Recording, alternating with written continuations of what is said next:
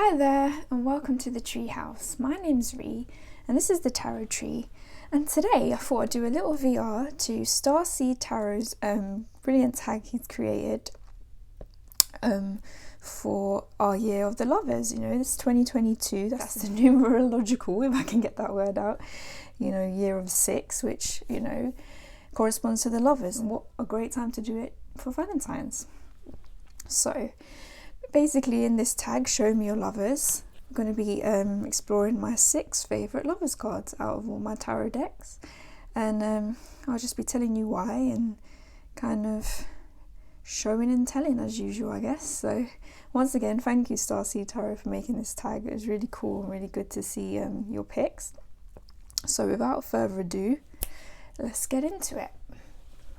So first up, we have one of my long-term favourites, and that is the Lovers card from the Seers Tarot. It's actually one of my favourite cards within that deck as a whole, and I'll tell you why. Let's just look first and foremost how beautiful are both these figures. They're just gorgeous, right?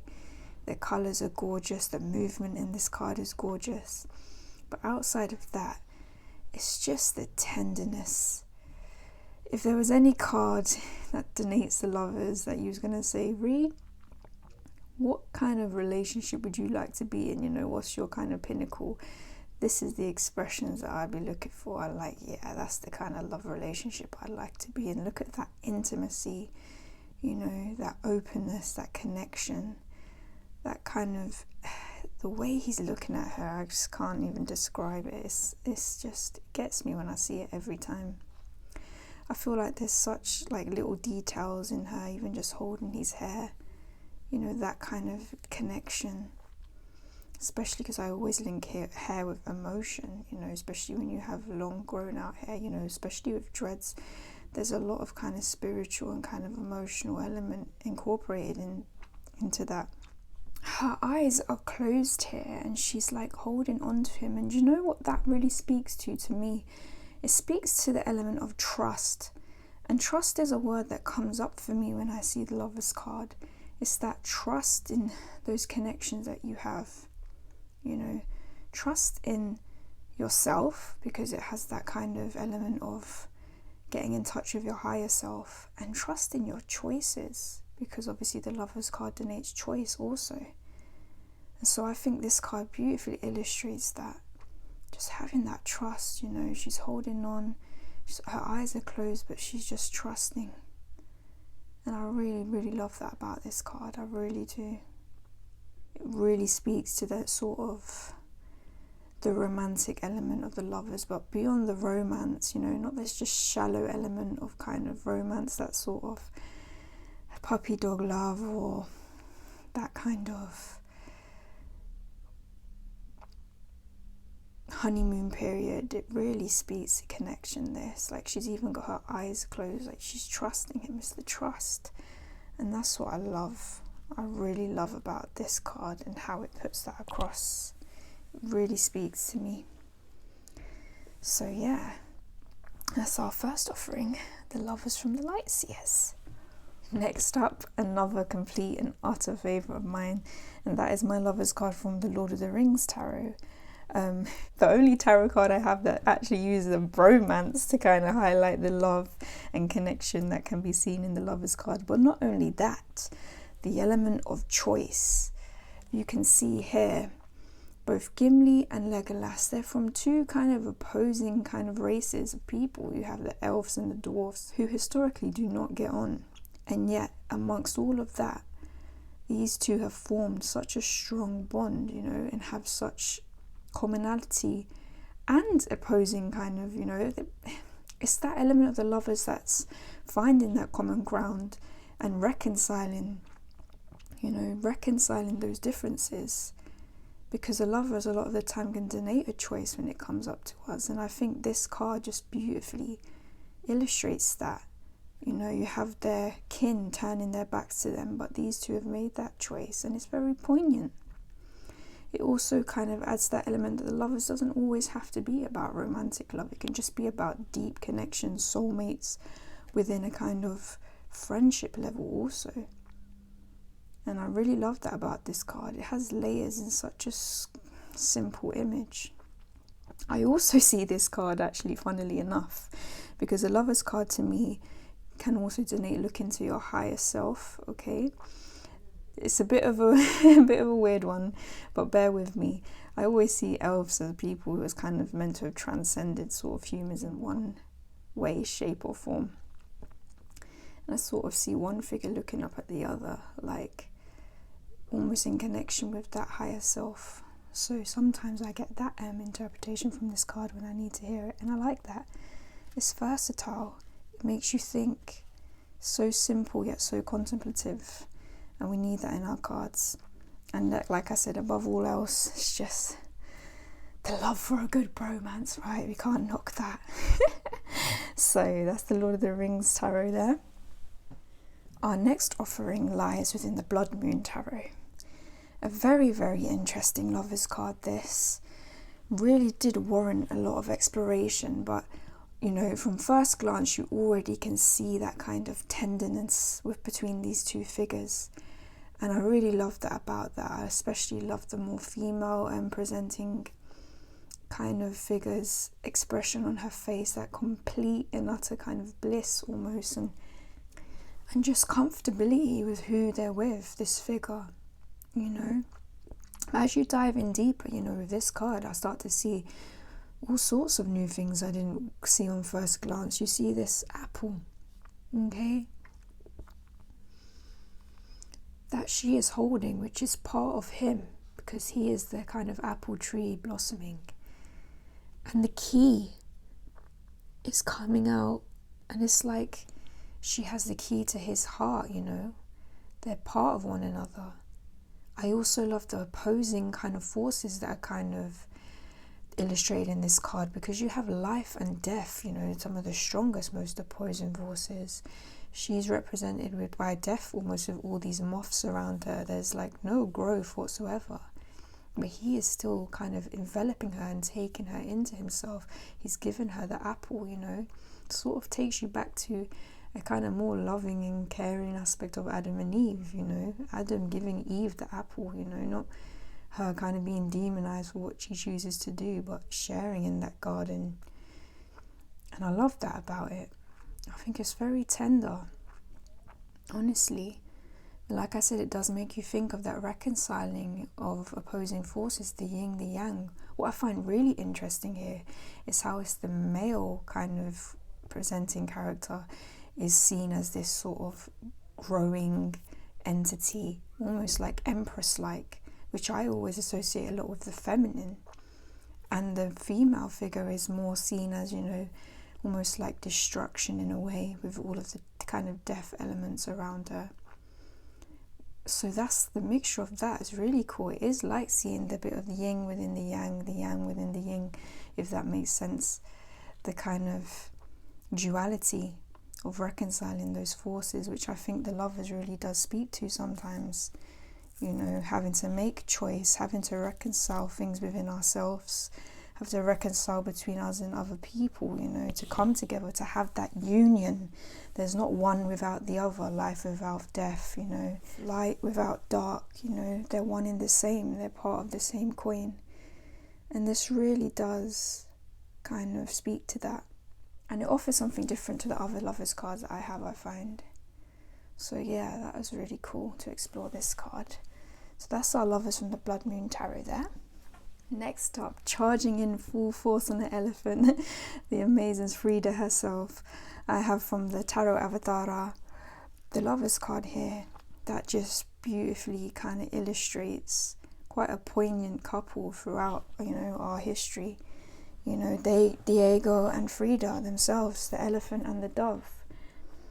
I felt I had to put this in here because if there wasn't a testament to all the kind of aspects of love, you know, kind of personified in a kind of real living couple, it has to be these two. If you know their story, or if you don't, that's, you know, it's fascinating. I really do kind of suggest you have a look into it.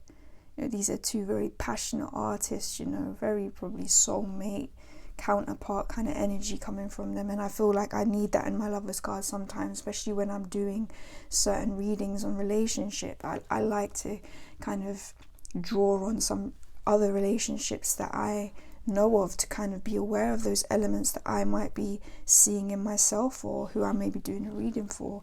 And these two kind of really do, and their story, play into that for me. You know, not a straightforward union by any means, and sometimes love isn't, you know. It can be all-consuming. They were, you know, the greatest loves of each other's life, and also cause each other a lot of pain along the way, you know. It wasn't as straightforward. Soul unions aren't always that way. Again, it's that sort of trying to reconcile, you know, between two opposing forces.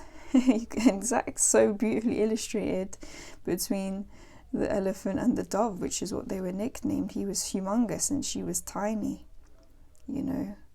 I feel like Gabby West did such a beautiful job with this deck, you know. Shout out to her for even letting me know that she had spares so I could buy this deck. But it's fascinating when you really kind of dive into their story, you know.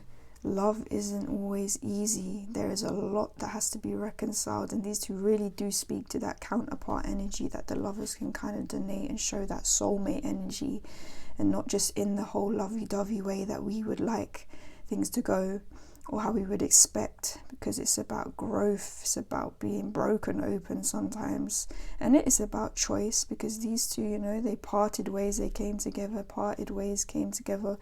There's a lot of that kind of going on within their story, and I think we need these reminders about the Lovers card, that it's not all light, you know, it's light and dark, and these two for me really illustrate that. So such a great pairing to put upon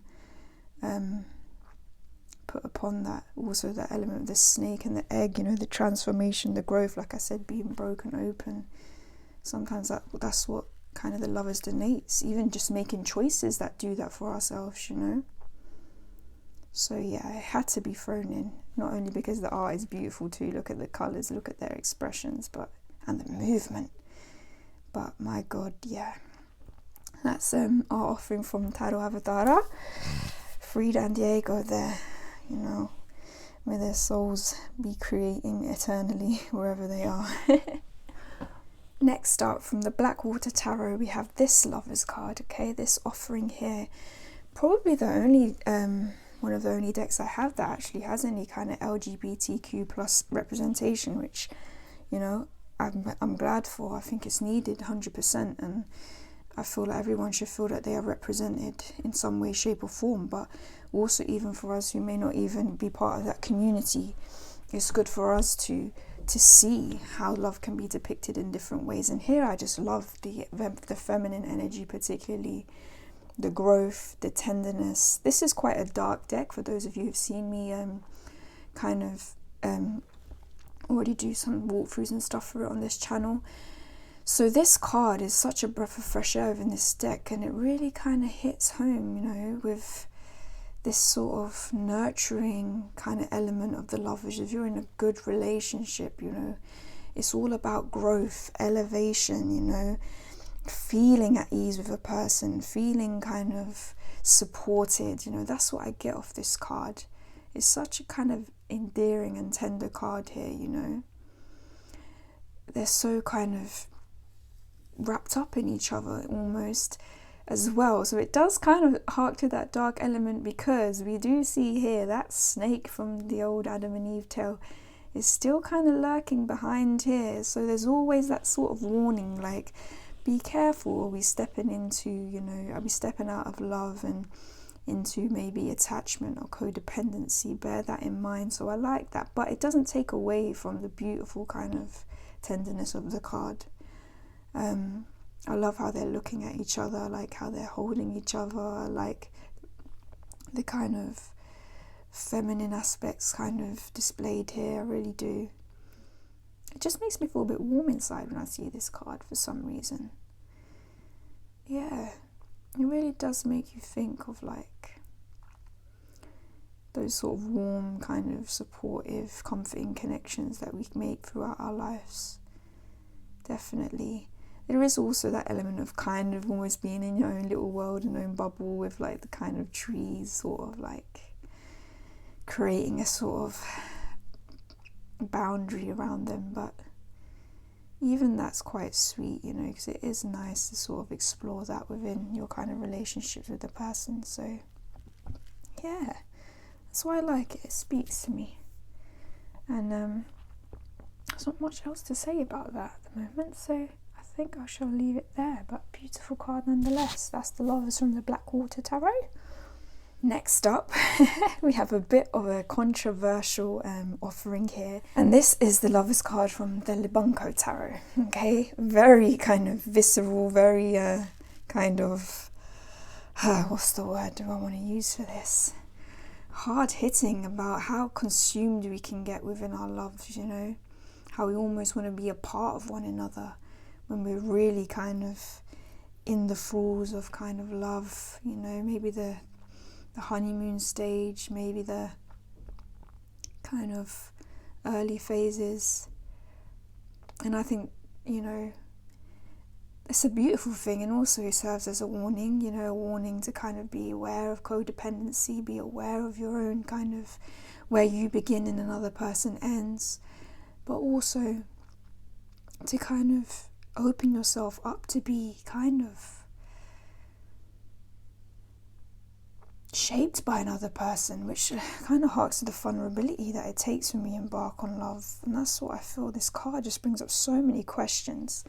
And the little white book kind of with this, just it fascinates me what the artist had to say about love, you know. There's so much kind of to explore within this card, especially in terms of our relationships, you know, our romantic relationships. Sometimes being together can create a stronger entity, you know. That symbiosis of kind of taking in another's traits. People can make us better, you know, in a way. But then also people can take from us, and we can lose ourselves in that. And I like that it really kind of speaks to how these kind of relationships can affect us. Is it love, or is it just obsession, is a question that the book actually has written down and asked us. Can you respect yourself enough to survive the consumption? Is it a quick flame or a slow burn? These are all questions that this kind of card helps us to confront, especially if we're looking at the Lovers card within a relationship reading. And I think that's so important that we just don't look, again, like I've said earlier, at the light aspects of this card, really and truthfully. There's this passage that's really poignant within the little white book attached to this card, and I'll read it for you now. It says, "As we learn and grow, we become stronger. We learn what we can afford to give away and what we must hold on to. Breakups can often be the hardest because they can take so much of us with them. People grow together. That separation can often lead to a painful regeneration of flexing those phantom limbs until they return to us." It doesn't shy away from the kind of destructive element of love, but to the destructive element of love, harking back to that Frida Kahlo card, that's there to bring openness and regeneration again. You know, that is why breakups are so hard. Just we don't come into this world to be alone. Connections are important. That's why the Lovers card is so important, you know, because it's part of the human journey, really, isn't it? And it does feel like, how many of us have lost ourselves in love, you know, have lost ourselves in a relationship? We all have, especially when we started out. You know, who thinks back on some of, you know, of their past relationships or their first love and maybe still feels a tinge of pain, you know, because of your younger self and how they were experiencing it. It's something quite universal that I think a lot of us go through. And that's why it's so important not to shy away from that. And so just to have this sort of visceral kind of image of these two figures just so enthralled in one another, just wanting to consume everything about each other, it really speaks to that and makes you question it in yourself. And I like that. We need those kind of confronting cards. So yeah, that's my Lovers card from the Lubanko Tarot. Another favourite. Beautiful colour palette too. Last but not least, I thought I'd throw in, you know, technically I'm being a bit cheeky here because this is a 7, but this is a newer deck to my collection. But I just really, this image, when I was looking through the Lovers, and I was thinking, you know what, I remember this one and I really do like it.